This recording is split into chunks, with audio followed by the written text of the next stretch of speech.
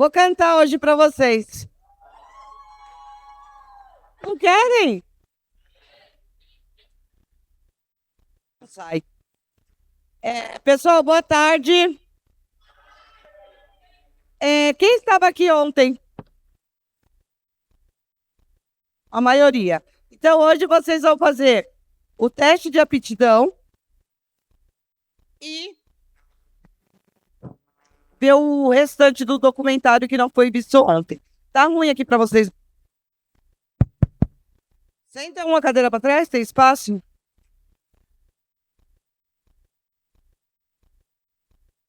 Tá bom. Então, na hora que ferramenta eu falo um pouquinho mais com vocês, eu já vou chamar o Thiago e o Vlad. E quando encerrar, a conversa bacana. Fechou?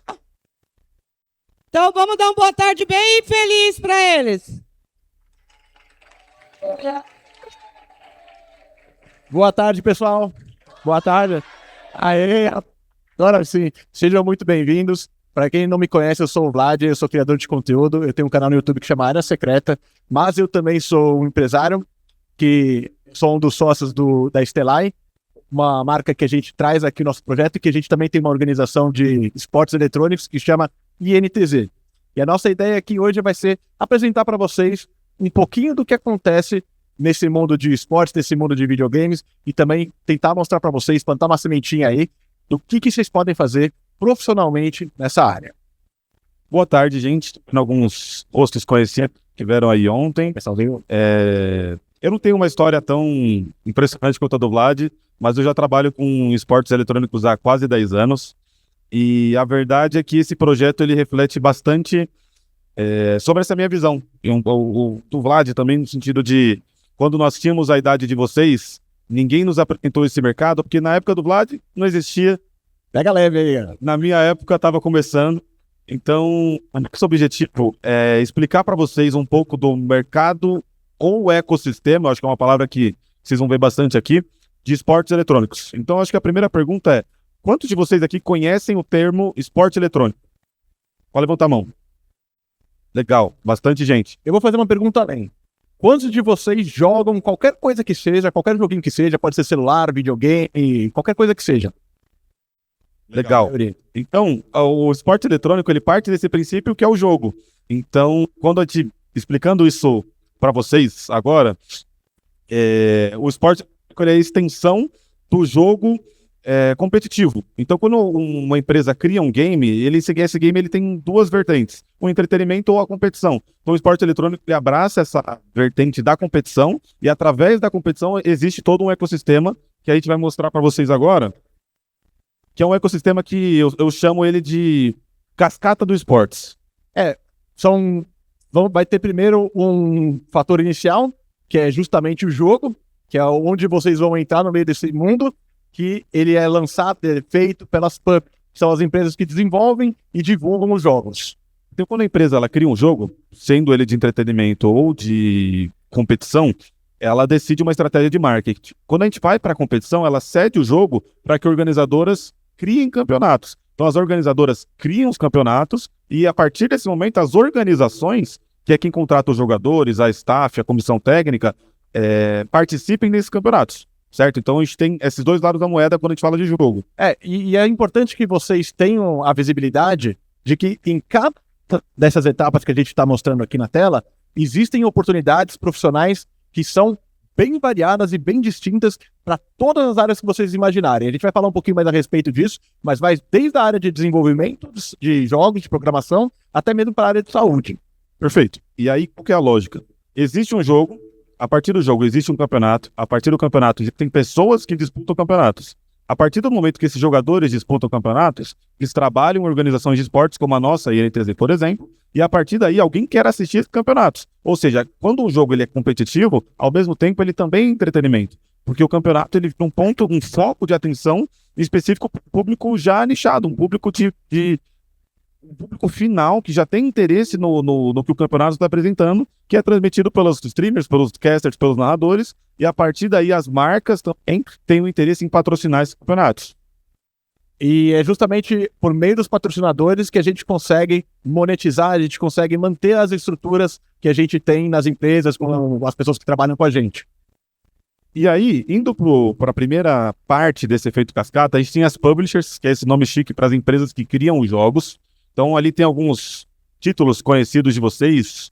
Vamos fazer a pergunta, o que vocês jogam? Qual é o jogo que mais vocês conhecem? Levanta a mão quem joga Free Fire. Aí, olha. Roblox. Ali também. Fortnite? Deixa eu ver o que mais pode ser. FIFA, né? Tem FIFA, o pessoal joga o FIFA também. Aí, ó, lá atrás, ali, ó. Então, e aí tem os professores aí são da época do CS, né? A gente pode CS também? Pode ser, o pessoal que joga a terra do CS. É, o Quake ali também, a galera mais raiz aí, viu? Então, por que as publishers, elas atuam hoje no Brasil? A gente vai falar em números, mas resumidamente o Brasil hoje, ele é um dos principais mercados quando a gente fala de games. Eu acho que hoje em dia, a gente vai entrar mais detalhes nisso, mas o Brasil tá entre os 3 maiores mercados de games. A gente tá atrás dos Estados Unidos e da China. Então, quando a gente traduz isso para números, mais de 40 empresas multinacionais investem no Brasil. Com qual intuito? Expandir a presença do mercado deles aqui para o nosso público-alvo, ou seja, com os nossos gostos, as nossas características, as nossas personalidades, hoje elas são cada vez mais refletidas nos jogos. Os jogos são dublados, são legendados, tem fases que se passam no Brasil, São Paulo, Rio de Janeiro, Minas, principais capitais, e isso reflete a importância do nosso público para eles. As publishers multinacionais, elas entendem que o mercado brasileiro é tão grande, é tão relevante, que eles enxergam uma importância em estar inserido dentro da nossa audiência aqui. Então, quando vocês param para analisar, quando a gente fala de empresas multinacionais, que são geralmente as vagas de mercado que a gente mais almeja, que a gente mais deseja, é difícil que tenham tantas vagas assim, ou pelo menos tantas empresas atuando em outros segmentos, porque aqui no Brasil, como o Thiago falou, são mais de 40 empresas diferentes, multinacionais atuando, e se você somar com as nacionais, que também tem muito incentivo. Quando falar de falar nacionais é importante porque nos últimos anos a gente teve o marco do esporte eletrônico, e é um divisor de águas no mercado brasileiro, com incentivo do governo, etc. A gente tem mais de 200 empresas nacionais desenvolvendo jogos também aqui no Brasil. Então, quando a gente fala em quesito empresa, a gente tem 40 empresas multinacionais no segmento e mais de 200 nacionais. E assim, não são todos os jogos que você tem uma parte competitiva tão destacada, mas boa parte dos jogos, se tiver uma comunidade atuante, provavelmente vai resultar em algo desse tipo. Mas existem jogos também que são para você fomentar a comunidade, como por exemplo o Minecraft e o Roblox também. E seguindo nessa linha, o ponto 2 do efeito cascata são as organizações de esportes, porque elas participam dos campeonatos. Dessas aqui, Loud, Fúria, PEN, Cade, quais vocês conhecem? A Loud. Eu posso fazer uma pergunta, só outra. A Loud vocês conhecem pelos times de esporte ou pelos influenciadores? Os dois. Legal. Vocês torcem para algum time de esportes? Loud, Fúria? Não, e NTZ. Quem torce para Fúria? NTZ. Tem torcedor da Fúria. Quem torce para PEN? Legal. Filma. Boa. Agora quando eu falar quem torce para NTZ, vocês levantam a mão. Quem torce para NTZ? Tá vendo? Todo mundo, pô. Tá vendo? Então assim, ganhamos aqui também. Brincadeiras à parte, por que a gente tá tocando nesse tema aqui? Dentro do Brasil, assim como a gente tem mais de 40 publishers atuando, a gente também tem mais de 40 times que são certificados como equipes profissionais de esportes. Ou seja, no segundo ponto do ecossistema, a gente tem mais de 40 empresas que estão atuando no cenário competitivo. Ao mesmo tempo que a gente tem mais de 300 empresas que são semiprofissionais ou amadoras, que surgiram ou na escola, ou no bairro, ou num Discord, ou seja, comunidades online, comunidades presenciais, têm formado equipes já semiprofissionais e amadoras também. E aí também fica o ponto de observação quando a gente fala de campeonatos amadores, seja um campeonato interescolar, regional, um campeonato escolar em interclasses, que a partir desse momento também, a gente começa a criar atletas do esporte eletrônico.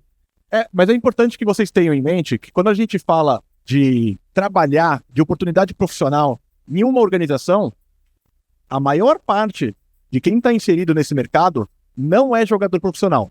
E você não necessariamente precisa ser um jogador profissional para atuar nessa área. Então, assim, na nossa própria organização, assim, boa parte não são jogadores profissionais. E eles acabaram chegando nesse meio de formas diferentes. A gente vai contar um pouco a história depois, mas é muito bacana ver que tem gente que não necessariamente é jogador e que não necessariamente tem um interesse tão forte assim pelo jogo chegando nessa área também, que carece tanto de bons profissionais. Posto isso, a gente entra no terceiro ponto, que é o final do ecossistema, que é onde essas pessoas, onde os gamers se encontram. Então, como a grande maioria de vocês aqui é gamer, vou perguntar se vocês conhecem BGS. Conhecem a BGS? Gamescom? Legal. Já foram? Não? Então a gente tem que precisar organizar isso em algum momento também. A BGS... Precisa organizar um aqui em Sorocaba. Um aqui em Sorocaba. Voltou. Então é importante fazer isso aqui também, trazer o evento gamer para cá. Então qual que é o ponto?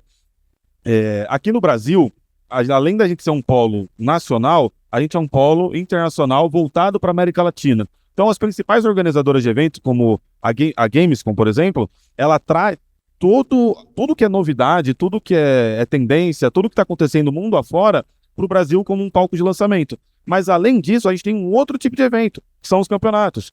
Assim como a gente tem o Brasileirão de futebol, a gente tem a Superliga de vôlei, a gente tem circuito de tênis, também existem os campeonatos de esportes. A gente tem o Campeonato Brasileiro de LoL, a gente tem o Desafiante de Valorant, a gente tem a Rainbow Six Brasil League, ou seja, todos os campeonatos dentro desse ecossistema adotaram o Brasil como um ponto fundamental de liga própria. E aí, além disso, a gente chega nos campeonatos de comunidade, campeonatos universitários, campeonatos interescolares, campeonatos interclasses. Eu acho que é um bom ponto também de partida. Como a grande maioria joga Free Fire, joga Fortnite, por que não? Então, o eSport está presente em tantas camadas que fica até difícil da gente mapear qual é a mais importante. Seguindo na liga, quando a gente fala de camada, de importância, a gente também fala de audiência. Quando a gente fala especificamente do eSports, como a gente tem modalidades diferentes, o interesse das pessoas acaba também sendo variado. Mas, se vocês pararem para analisar que, por exemplo, agora a gente teve a Copa do Mundo, onde se bateu o recorde de pessoas de audiência assistindo uma transmissão lá com o Casé, foram mais de 20 milhões. 22 milhões. 22 milhões, né? Quando a gente analisa o número do eSports, a gente chega a audiências de chegar a bater 6,4 milhões. Você pode estar pensando, mas é muito menor do que a Copa do Mundo. Calma, ainda não chegamos no nível da Copa do Mundo, mas se vocês pararem para pensar, são 6,4 milhões de pessoas assistindo que têm realmente um interesse pelo jogo. São pessoas que são engajadas com a comunidade, são pessoas que são engajadas com o esporte. Quando a gente fala de Copa do Mundo, de eventos grandiosos assim, boa parte da audiência não é necessariamente o consumidor final, o consumidor-alvo do futebol em si. É um pessoal que está assistindo por ser um evento extraordinário. Mas quando a gente fala da audiência do esportes, é algo que está extremamente nichado, que é algo que para as empresas demonstra uma assertividade quando vai fazer um investimento que não tem comparativo com outras modalidades. E aí, quando a gente fala de modalidade interna e externa, vamos falar de indústria. A indústria da música hoje, a indústria dos cinemas, juntas, não geram o faturamento que a indústria dos games gera ao redor do mundo. Então, assim, quando a gente fala do mercado de entretenimento, hoje em dia, o maior realmente está no mundo dos games. Crescimento, vocês podem ver aqui, de quase 13% ao ano, é um mercado que fatura mais de 100 bilhões de dólares todos os anos aqui em território nacional. Brasil, né? Então, o mundo é muito maior. No mundo... tá ali, ó, 184 bilhões de dólares por ano. Boa, beleza. Então, a título de comparação, o mercado de games hoje ele se posiciona no Brasil só atrás do mercado financeiro quando a gente fala de bolsa de valores, por exemplo. Seguindo aqui, por que o Brasil é relevante? Por que essas organizações de esportes elas são fundamentais? A geração de vocês, talvez não dos papais aí, mas que jogam também, é a primeira nativa digital. Ou seja, vocês já cresceram num mundo em que esportes são uma realidade. Não é uma novidade, não é tanto um paradigma por si só.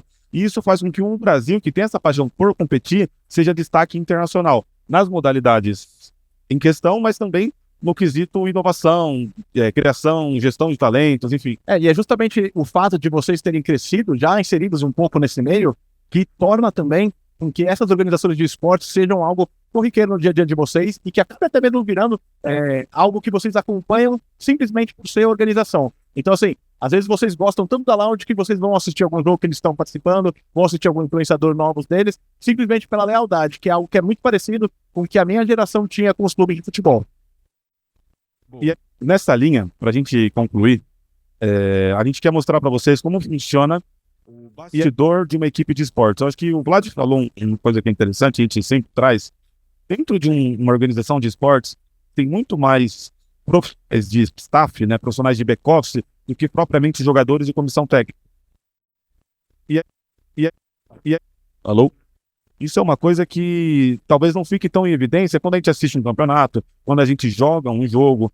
E por que isso é importante? Porque esse mercado ele tem que funcionar além dos jogadores. Então, o nome do projeto, O Sonho Além do Jogo, ele serve como um estopim para termos claro o entendimento que, para eu fazer parte do mercado de esportes, para eu viver de videogame, para eu estar dentro desse ecossistema, eu não necessariamente tenho que ser um jogador profissional. E quando a gente fala de um cenário de jogadores profissionais, é um número muito reduzido por modalidade. Então, se a gente fala que tem, sei lá, 10 times num campeonato, só 50 vão ser jogadores profissionais, em média, é isso. Perfeito. Então, além disso, eu quero agradecer a equipe da Criar e a nossa equipe que produziu esse documentário. Eu peço que vocês prestem bastante atenção na trajetória desse time. Como é essa intertemporada de um time profissional, tá bom? Podem rodar. Já voltamos. Valeu, gente.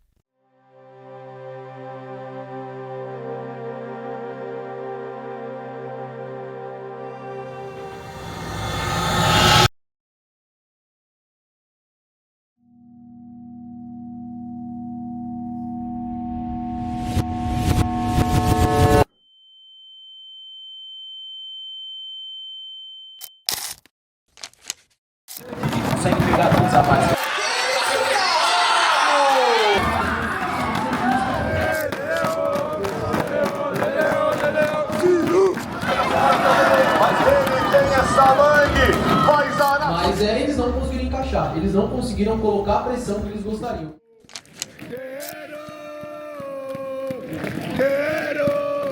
Time de guerreiro!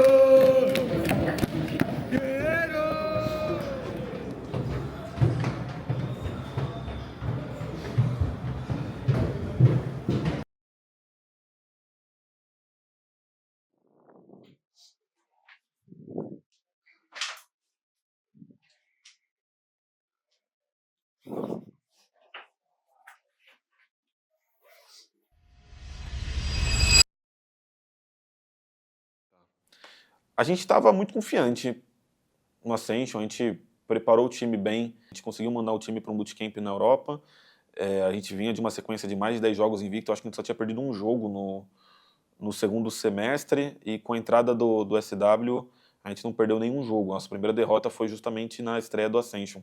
Então, com toda essa preparação, com toda a confiança que a gente tinha uma comissão técnica forte, a gente tinha um meta e um setup bem definido. A gente não esperava, de fato, perder da forma que perdemos.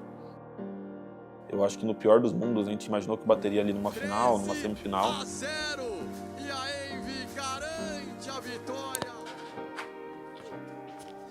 Infelizmente, a Stellar fica pelo caminho.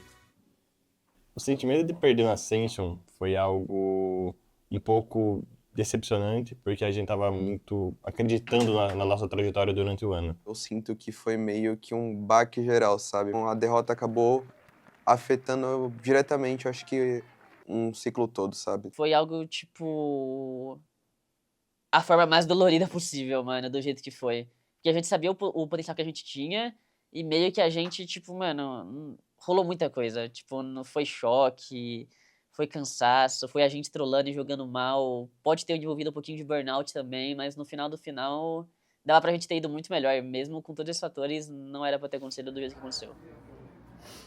Foi, assim, uma sensação de vazio. E era um silêncio ensurdecedor, assim. É tenso, é pesado ali, principalmente gravando os bastidores, por exemplo. É complicado, é doído chegar pra gravar alguém que tá ali sofrendo esse momento. Eles estão sentindo o peso de foram eles que perderam. Ui, galera, perder faz parte. Faz parte. Valeu. Faz parte. Faz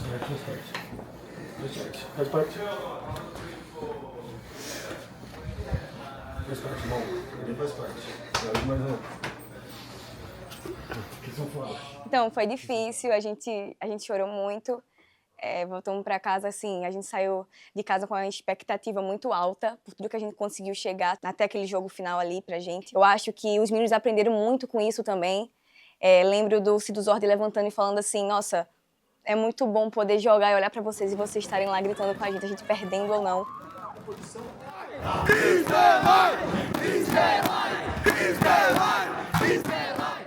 Quando eles perderam, foi um sentimento de derrota pra mim também, porque eu senti que eu tinha um pertencimento deles estarem lá, né? Como parceiro, como amigo. Um sentimento muito negativo. É muito ruim perder, é muito ruim corrigir erros depois que perde. Seria muito mais fácil se a gente pudesse ganhar e ir corrigindo os erros. Às vezes o caminho para ganhar é perder, e perder bastante, assim. Eu acho que tá bem ligado a derrota com aprendizado. Eu acho que a gente aprende muito na dificuldade, na dor. Isso em tudo na vida, né? Não só na competição, mas na vida também. A vida não é feita de altos, e mais de baixos, com lapsos de momentos bons. Foi uma quebra de expectativas por entender que a gente ainda não estava preparado para viver aquilo. Um baque muito grande para a gente, para o time, e isso reflete não só a realidade da Stellai, mas do esporte eletrônico como um todo. Você mais perde do que ganha. Não tem jeito! A Stellai chega junto, acredita! Depois de tentar diversas vezes, de diversos vices, a Stellai é campeã do Challenger!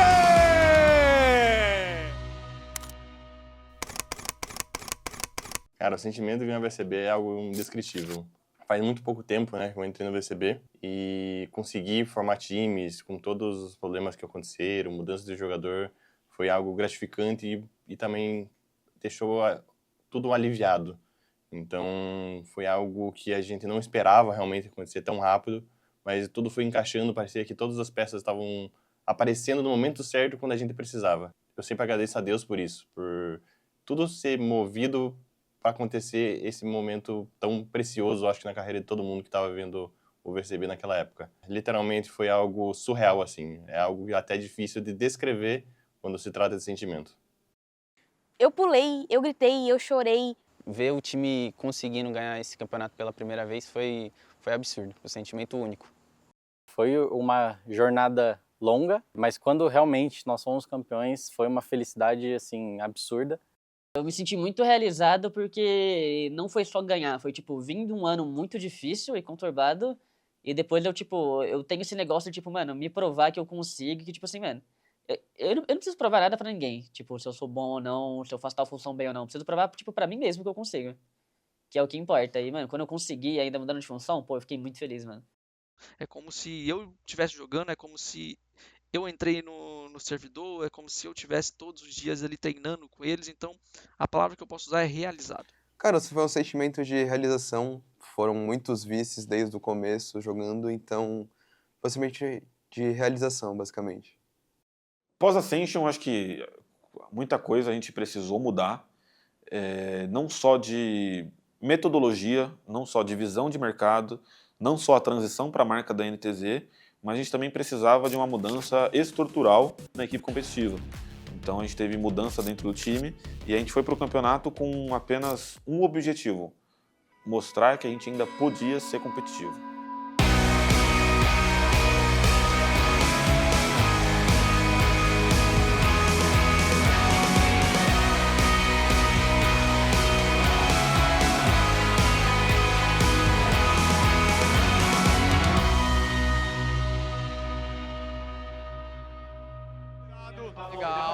Daí você virou pra direita e matou o Pio.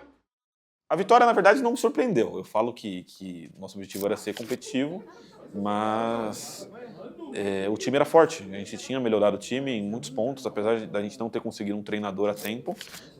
O Sidu fez o papel de capitão, de treinador, o time estava bastante engajado e a gente conseguiu mostrar que existia um mundo pós-Ascension, existia um mundo pós-derrota. Então, isso é a realidade do esportes. Você perde um campeonato e vai para outro. Você ganha um campeonato e vai para outro. Então, esse campeonato do TSI ele foi muito importante, principalmente para a Stellai. Eu acho que para todos os times foi legal, mas para a Stellai foi assim, uma coisa, um marco histórico, porque mostrou que nem tudo que a gente estava fazendo estava errado. Mostrou que, na verdade, a derrota ela só faz parte do processo mesmo. Cara, ganhar o TSI eu acho que foi muito bom como equipe, assim, não pelo título, mas pelo clima que a gente conseguiu estabelecer entre nós. O TSI trouxe para nós um clima de amizade. Por ser um campeonato inteiro em LAN e pessoas novas no time, a gente ter ganhado aquilo faz com que a gente entenda que a gente tem jogadores com bom individual, pessoas que são amigas, pessoas que tratam tudo isso aqui, além de trabalho, como uma família. Então, acho que isso até representa um pouco do que era a Stellar e o que é a NTZ. A gente ter pessoas que são família, amigos e também bons profissionais. Então, o TSI vem para nós como algo extra, não só em questão de trabalho ou campeonato, mas sim como extra na nossa vida. Pouca gente tem a chance de ter na vida, assim, eu diria, os auges ali, quando você ganha um campeonato, quando você está num estádio, é algo realmente magnífico, é algo que eu nunca imaginei que eu ia ter a sensação na vida. A transição de Stellar para a NTZ ela surge de uma maneira muito inusitada. Eu acho que pós-derrota do Ascension a gente sentiu que precisávamos de algo maior, de algo novo e de algo melhor. Então, como é que a gente podia juntar esses três fatores em algo inovador? Isso foi uma pergunta que a gente se fez por muito tempo e não tínhamos a resposta. Até que simplesmente, em alguma oportunidade da vida, surgiu a ideia e surgiu a condição da gente operar a marca da NTZ. Então, a Stellar ela deixa de atuar como um time competitivo, passa a ter apenas uma frente social e de hub de entretenimento, e a gente migrou toda a nossa parte competitiva para a marca da NTZ. A gente fez isso porque é muito difícil você construir uma história de 10, 15 anos em 2 anos. Bom, como jogador, a transição em Stellar e NTZ foi muito boa, muito positiva. Só pontos positivos, para falar bem a verdade, porque meio que a gente sempre foi os mini craques aqui no Brasil, e é como se a gente não tivesse uma fanbase, uma torcida. E, bom, a NTZ trouxe isso pra gente.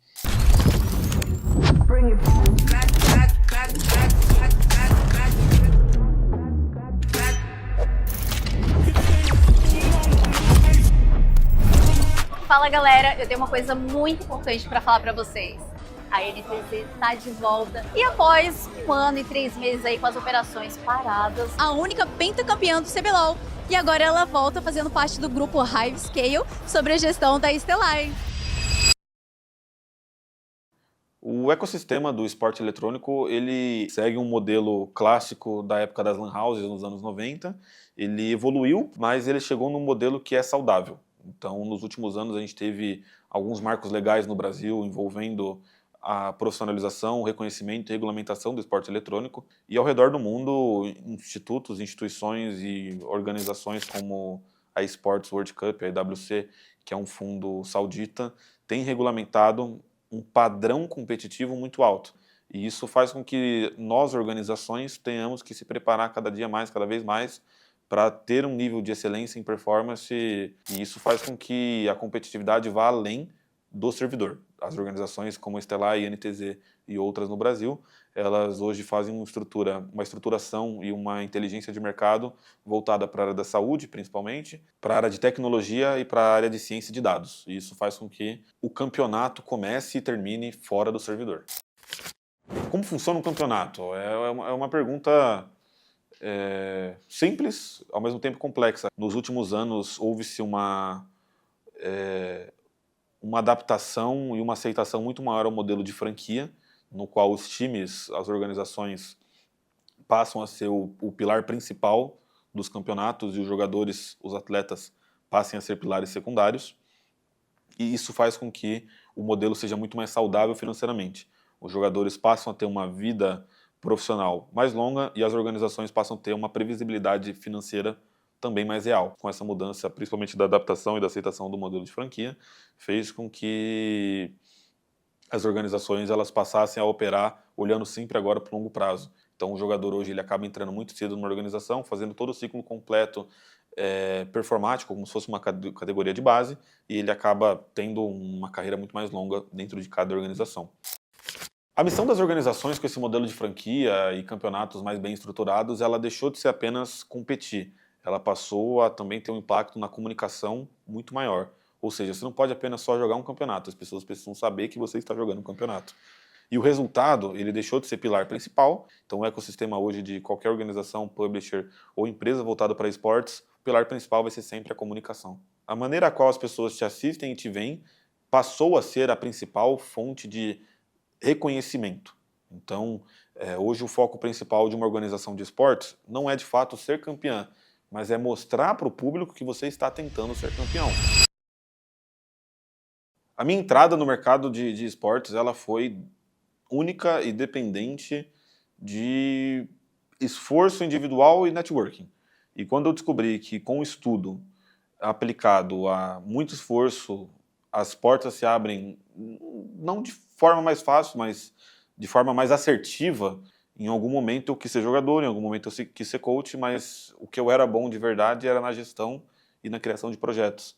Então, hoje o mercado de esporte eletrônico ele tem muita gente experiente e pouquíssimas pessoas de fato especializadas. Eu sou a General Manager da INTZ. Trabalhei com futebol profissional durante muitos anos, o que me agrega muito a questão de experiência, né, tanto de backstage quanto como atleta, né, como uma forma geral. E atualmente sou atleta da Seleção Brasileira de Hóquei no Gelo. Hoje em dia, minha função dentro da INTZ é auxiliar os jogadores nas suas rotinas diárias, tanto relacionadas ao jogo em si, ou alguma comunicação com a publisher, quanto com as rotinas do dia a dia, alimentação, transporte, seja trazendo um jogador que acabou de chegar de viagem para GH ou locomovendo para o estúdio. Eu jogo basicamente desde que eu me conheço por gente, e nisso eu joguei muitos jogos desde criança, até que por alguns amigos eu encontrei o Rainbow Six. Desde lá eu comecei a ingressar nesse cenário de esportes e fui vendo a possibilidade de se tornar jogador profissional. Até que eu disputei diversos campeonatos e acabei em algum momento conhecendo o Thiago e entrando dentro da Stellai, que foi o meu último passo como jogador profissional. E dentro da Stellai surgiu a oportunidade de eu trabalhar com algo que eu nunca tinha imaginado. E pelo meu perfil um pouco mais criativo e mais organizado, ele viu que eu tinha potencial para trabalhar na área de conteúdo.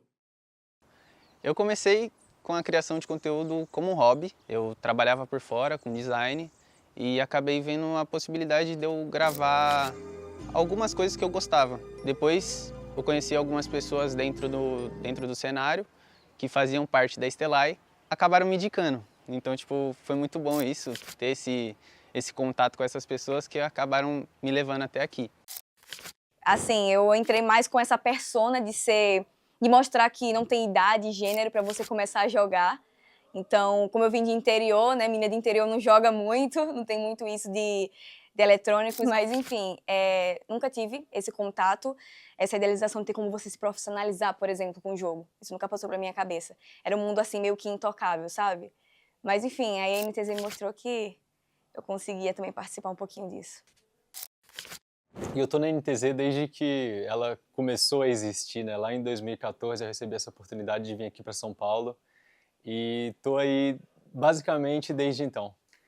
Eu me tornei profissional de um modo bem natural na época, porque meio que não existia ainda um cenário competitivo quando eu comecei, mas eu já gostava de jogar campeonatinhos que valiam só moeda dentro do jogo mesmo, só pela emoção de estar jogando qualquer coisa ali. E conforme eu fui ficando bom naquilo, o cenário competitivo foi se formando também, veio as primeiras organizações, e aí que surge também a INTZ procurando um time. Acharam a gente que já estava jogando alguns campeonatos ali, e depois que a gente recebeu a proposta, deu no que deu.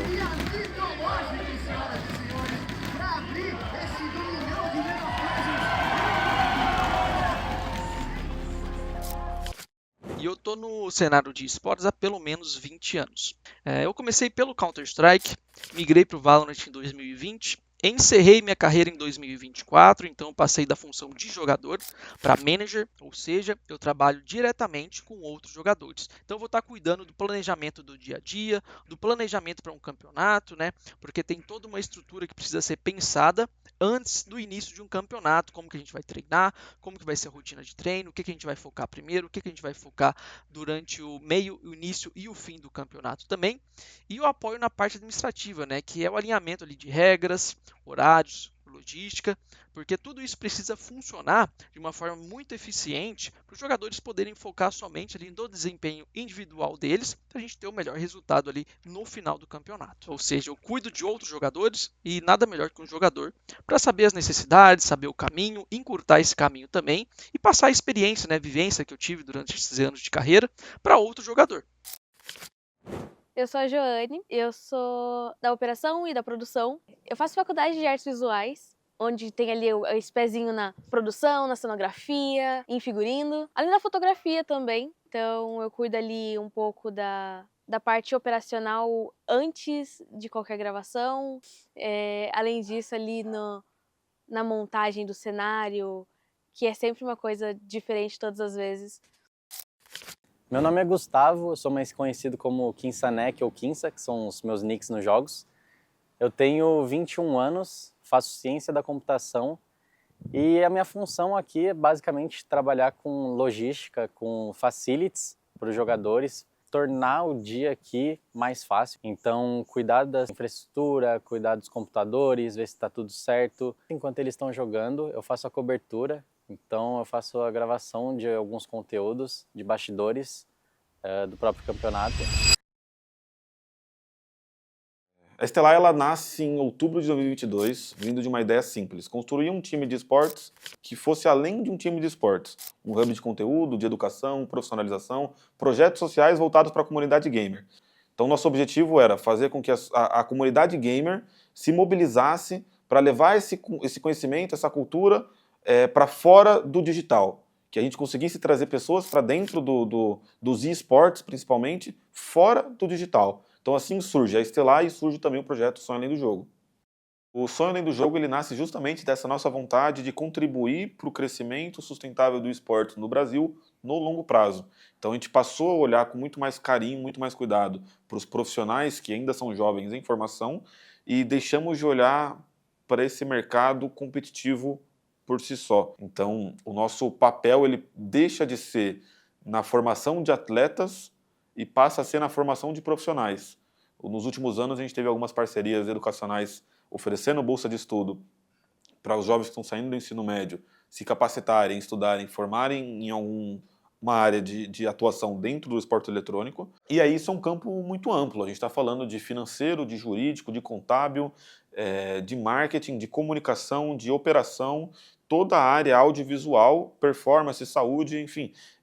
Existem diversos segmentos dentro do esporte eletrônico que ainda estão sendo pouco explorados dentro desse nosso mercado. Então é observando isso que surge a nossa vontade de democratizar o acesso a essa informação através do Sonho Além do Jogo.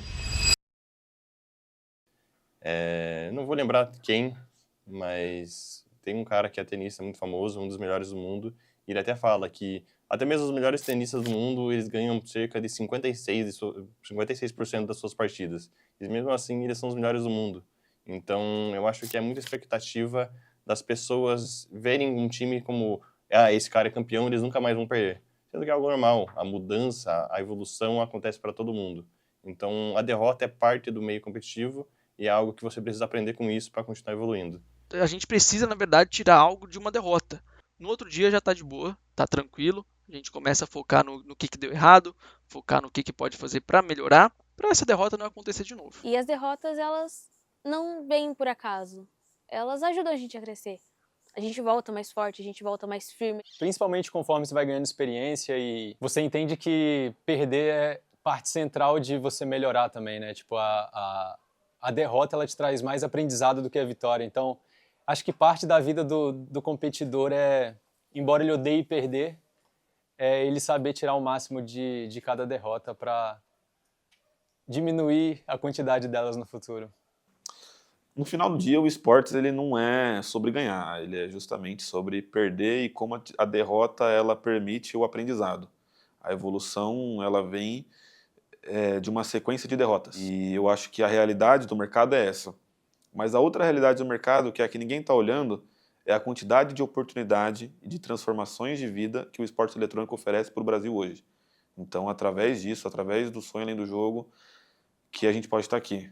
Então eu agradeço mais uma vez pela Stellar e estar olhando com tanto carinho para o futuro, e não para o futuro da empresa, mas para o futuro do Brasil.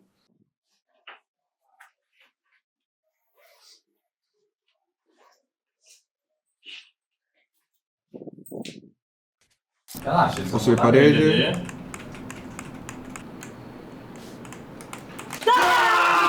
Muito bom, viado. Você é muito bom, viado. Bora! Então foca no espaçamento. Não quero ninguém beitando, mano. Se beitar, nós vai perder, mano. Porque a gente ficava jogando separado no bombe e depois estabilizando. Só isso. o nosso pistol, né? O pistol lá que você deu no grafite. Botei torreta e uma molotov. A Leão tava longe, sabe dela? Vou jogar do bombe. Obrigado. Valeu, velho.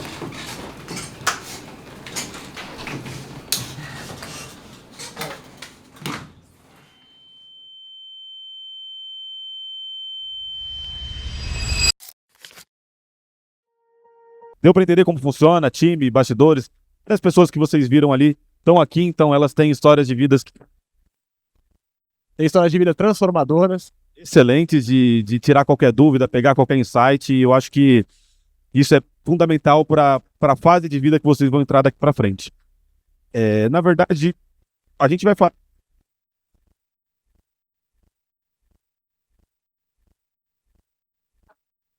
Do que é. Agora é a mão de quem dá. Eu vou ficar aqui, vamos ficar nós dois aqui, o problema é só eu.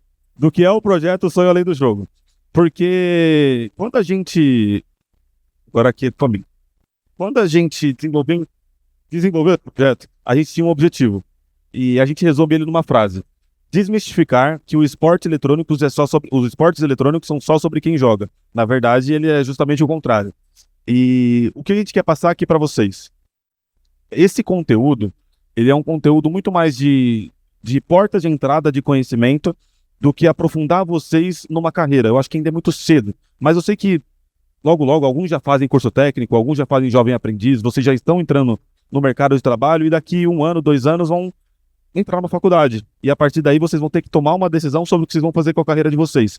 Então o que eu quero trazer aqui, o que nós queremos trazer aqui, é que vocês pensem, reflitam e entendam o quanto cada um de vocês, como indivíduo, o conhecimento que vocês adquiriram na escola, na vida de vocês, com os pais de vocês, pode contribuir para uma carreira dentro do esporte eletrônico, por exemplo. Porque quando a gente fala sobre isso, a grande maioria das pessoas que responde sim, eu quero trabalhar com esportes, quer ser o Fallen, que é aqui de Sorocaba, quer ser um jogador profissional. Isso é possível? Sim, obviamente, vai depender, claro, da habilidade de vocês, do tempo de treino de vocês, mas existe também aquela pessoa que ama esse universo, que quer trabalhar com esse universo e não sabe a gama de possibilidades que esses quadradinhos aqui oferecem. Então, quando a gente vai falar da parte de criação de conteúdo, que o Vlad falou agora há pouco, que vocês têm os influenciadores, etc. Quando a gente fala de um influenciador, como o próprio Vlad, você tem design, você tem marketing, você tem editor de vídeo, editor de imagem, roteirista, agente de marketing, tem uma série de profissões que estão junto com a gente, trabalhando junto com a gente, que alimentam esse ecossistema e tornam o nosso trabalho possível, na verdade.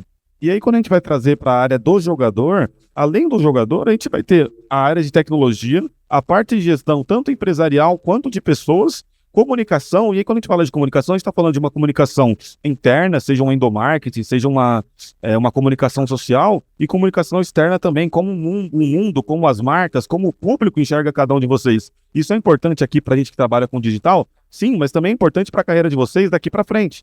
E aí, quando a gente fala de saúde, eu coloquei ali psicologia, mas a gente vai ter saúde laboral, a gente vai ter fisioterapia, tem a área de saúde mental, que é uma das mais consolidadas quando a gente fala de alta performance, mas assim, é uma infinidade de possibilidades que vai depender muito mais de vocês, do que vocês gostam e como vocês, como indivíduo, podem contribuir para o ecossistema de esportes.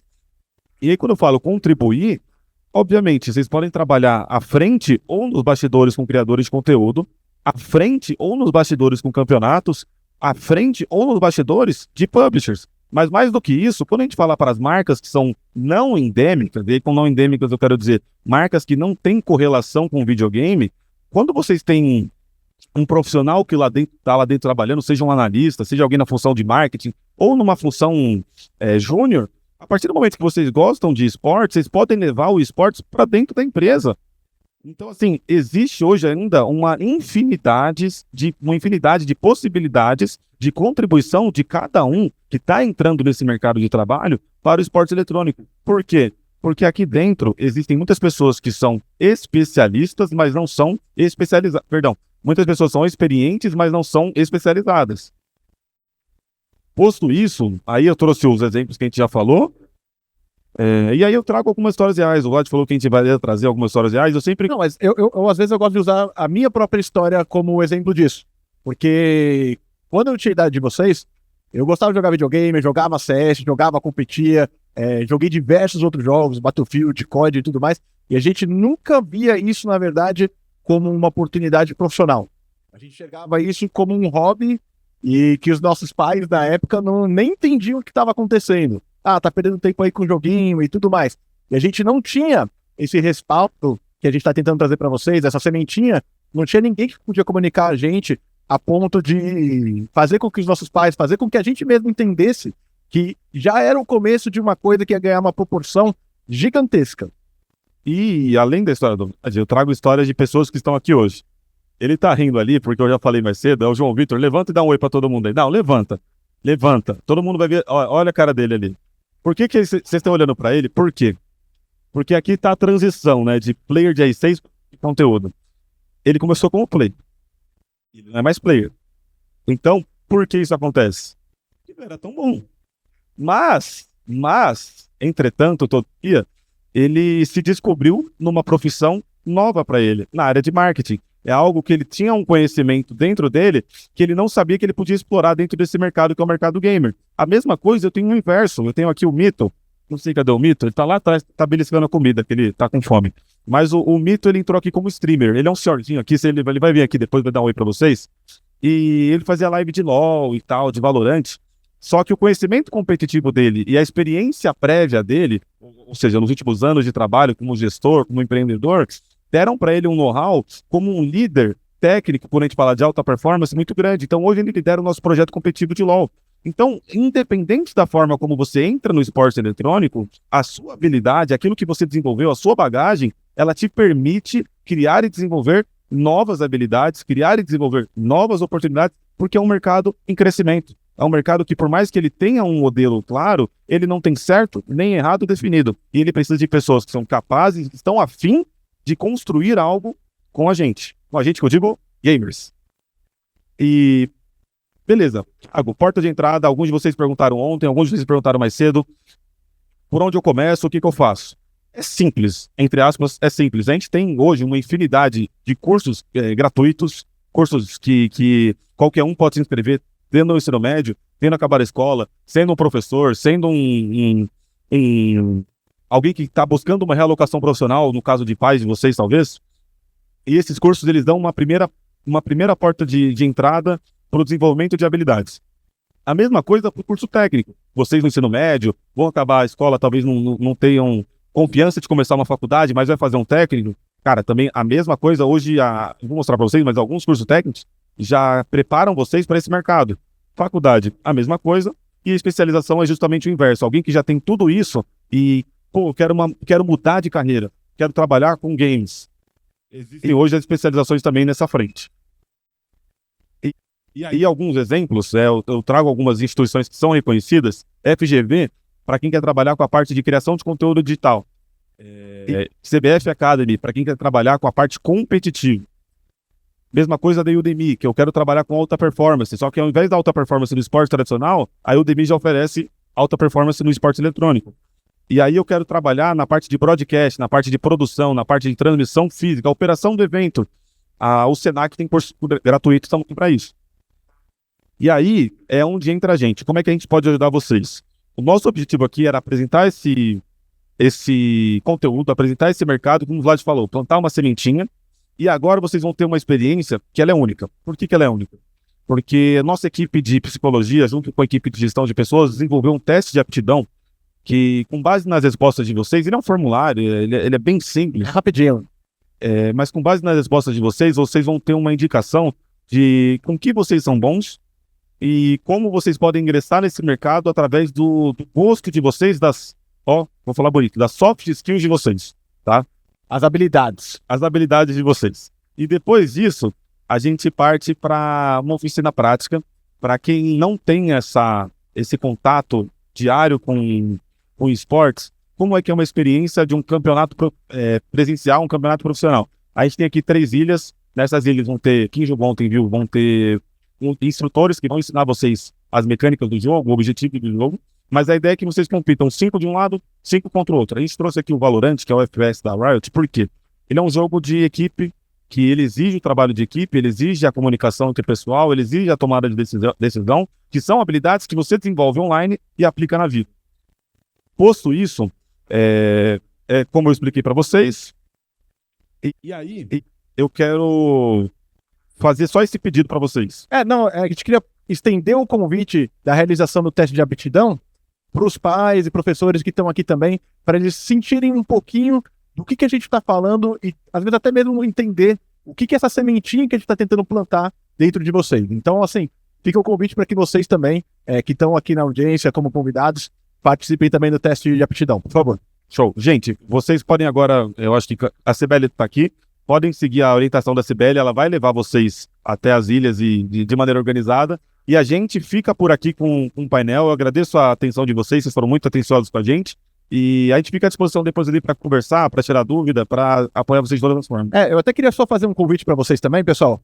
Qualquer dúvida que vocês tenham, qualquer questão que vocês queiram conversar com a gente, sigam a gente nas redes sociais, tem o QR Code ali para vocês, também tem no convite.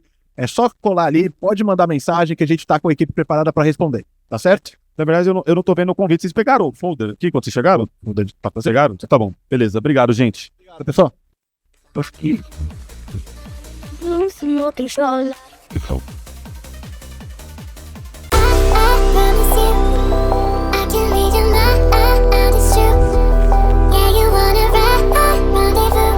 Isso nasceu de um sonho que tanto eu quanto o Thiago compartilhamos quando a gente tinha a idade de vocês. Gente, mas o futuro do esporte eletrônico no Brasil passa por vocês. Então esse mercado ele precisa de vocês, que são a primeira geração de fato nativa digital, para que a gente consiga consolidar o nosso país em uma referência muito mais do que ele já é hoje. Estamos aqui finalizando o segundo dia do projeto Sonho Além do Jogo. Dessa vez foi aqui em Sorocaba, na escola Professor Dionísio Vieira. E, gente, a gente foi recebido com muito carinho aqui. Os alunos com certeza gostaram muito da experiência. A gente pôde proporcionar aí, né, essa gama aí vasta de opções profissionais. Nós na escola estava com uma expectativa muito grande para receber vocês. Eu já tinha visto alguns vídeos, mas pessoalmente, quando as coisas estão acontecendo, é muito mais interessante. Os alunos ficaram super interessados.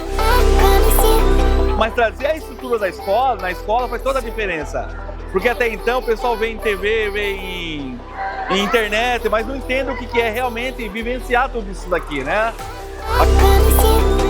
Eu achei legal essa experiência desse evento, porque não é uma coisa normal da escola. E nesse evento tem bastante alunos que gostam de videogame, né? E é uma experiência nova para quem quer trabalhar com videogame ou com design. E nisso abriu a minha cabeça, né? E nisso que eu gostei, ficou bem legal. Bem interessante, é bem importante ver pro pessoal ver que o jogo não é só o casual e também dá para ganhar dinheiro não só jogando, como organizando evento ou tendo as empresas igual tem aqui, né? Pra mim fez muito sentido porque eu tenho vontade de entrar nessa carreira gamer, não só gamer, mas também ser influenciador, igual eu falei. E existe bastante pessoas aqui da Dionísio Vieira que também querem entrar nesse rumo, que eles sonham com isso. Eu acho que eles se adequaram bem com esse tema de gamer e também eles conseguiram aproveitar bastante esse evento. A ideia é profissionalizar aqueles alunos que já gostam de repente, fazer uso de algo que eles gostam para se tornar um profissional da área. Eu acho que isso é importante e, além de abrir as perspectivas do aluno em relação aos jogos, a gente também traz um evento que o aluno curta dentro da escola. Mais uma etapa concluída, mais uma oportunidade de trazer o sonho além do jogo para essa comunidade incrível. Foi um evento sensacional, muito bacana poder ter a oportunidade de estar aqui na Escola Estadual Dionísio Vieira. Muito feliz com a realização de mais 2 dias de evento, dessa vez aqui em Sorocaba, na Escola Estadual Professor Dionísio Vieira. Eu acho que dessa vez a gente conseguiu trazer um pouquinho de um conteúdo diferente, porque a gente teve abertura para o público. Então pais, autoridades da cidade conseguiram entender o que é o projeto Sonho Além do Jogo e por que tem esse nome. O sonho, ele vai muito além de só jogar. Então eu acho que deu para ver um pouquinho nos olhos de cada criança, de cada pai, de cada convidado, como o esporte eletrônico pode mudar a vida dos jovens.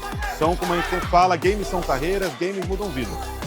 O Sonho Além do Jogo é realizado pelo Ministério da Cultura através da Lei Rouanet, graças aos nossos patrocinadores Icor e MLV. Se você quer saber mais sobre como funciona o esporte eletrônico no Brasil, você está convidado a fazer parte desse projeto com a gente.